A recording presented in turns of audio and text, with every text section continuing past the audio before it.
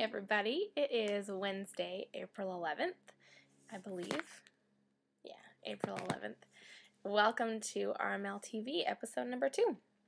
What I thought I'd chat with you guys about today is just all the interesting things there is to do in this town. And I've had actually a lot of friends ask me who are thinking of coming down here, well, what should we do? What kind of things do we do? And it's funny because honestly, before I moved here, I really wouldn't have been able to answer that question, even though I was here like all the time, because I was always so busy. And so now that we've moved here, I actually have had a company at my house for close to 2 months straight right now.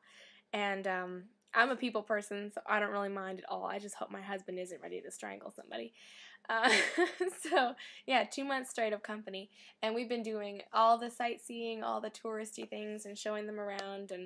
And so we're just having a blast doing that. And I just thought it'd be fun just to share. And since I've had so many people ask me, what do we do when we're in town? This is what you do when you're in town. One of my favorite things to take people on and do while they're here has been the Natchez Trace Drive. I mean, that is, if you Google it, it like goes all the way from like, I don't know, West Virginia down to like the coast, through Alabama, Mississippi, and Tennessee, of course. And basically what it is, I believe, is it's kind of the road that goes along the trails that the Army used to march on in like the Civil War. And they used to be old Indian paths, and so it's just a gorgeous, gorgeous drive where they basically just taken and cut a road through the trees. So you've got like just a little bit of grass on each side, and you've got just trees everywhere. So we did it beginning of March, and there was no leaves on the trees. It was just bare branches, and you could start to see the little buds coming out.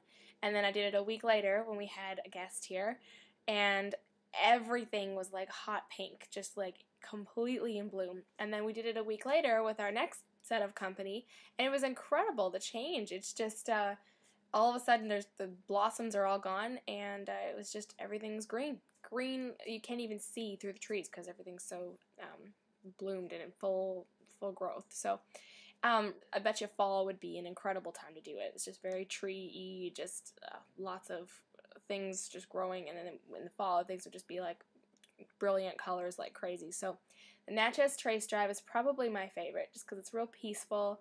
You can get out there, you can just kind of relax and enjoy the scenery. There's lots of little rest stops, and you can walk along beside the creek, and picnic tables and all that kind of stuff. So that's probably my favorite.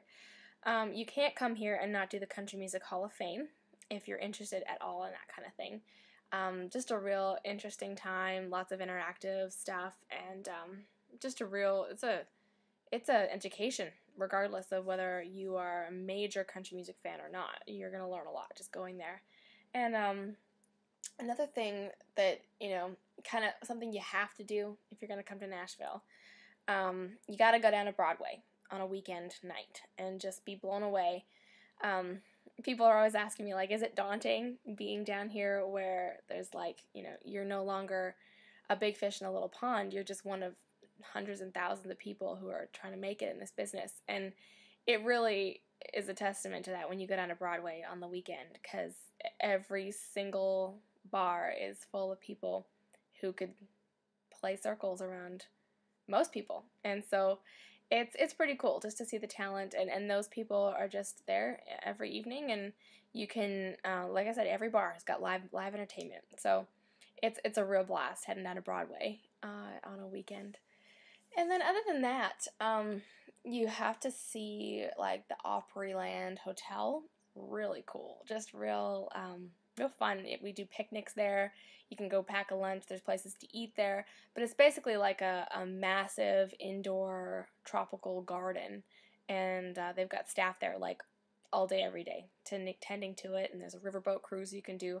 It's kind of like, it reminds me of the Pirates of the Caribbean ride at Disneyland, that area of Disneyland where it's all just lots of greenery and the river running through and the old-fashioned shops that are like inside. Real cool stuff. Fun place to be. And then there's lots of other stuff too, but that's just a couple of the things that we have done since I've been here. By the way, I have to show off my new leg warmers. They have little tassels on them. I've decided that the 80s need to come back a little more, so I'm doing my part.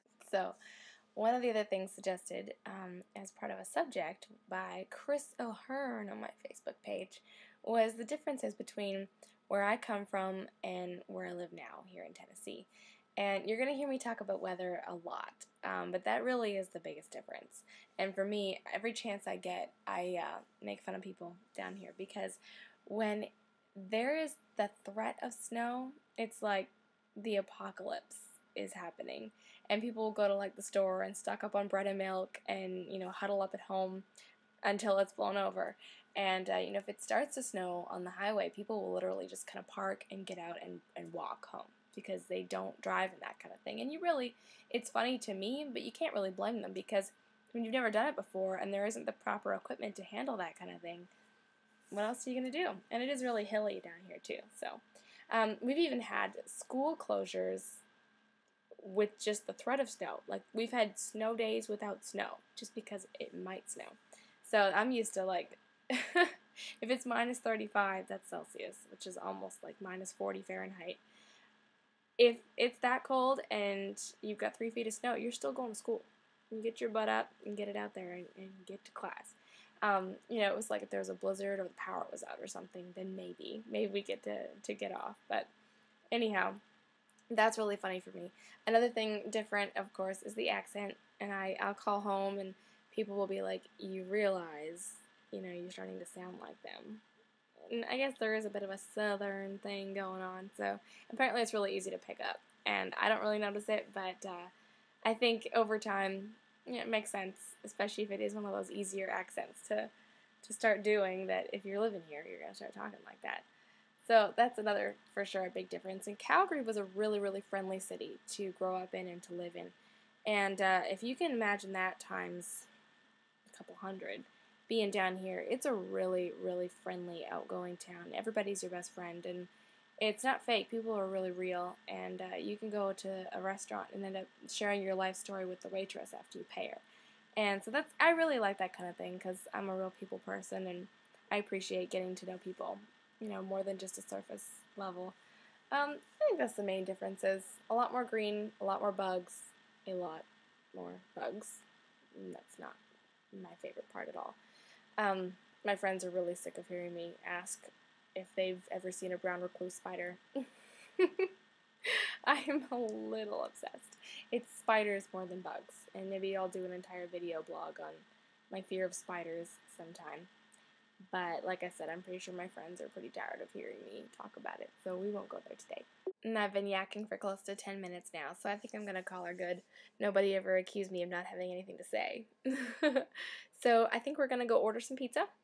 Maybe next week I'll talk about my health and fitness regimen, which doesn't usually involve pizza, but I do not feel like cooking dinner tonight. So pizza it is. Yeah, I'm on a cleanse next week, so I gotta get it out of my system while I can, right? Alright, I will see you guys back here in 1 week for episode number 3 of RML TV. Read my lips.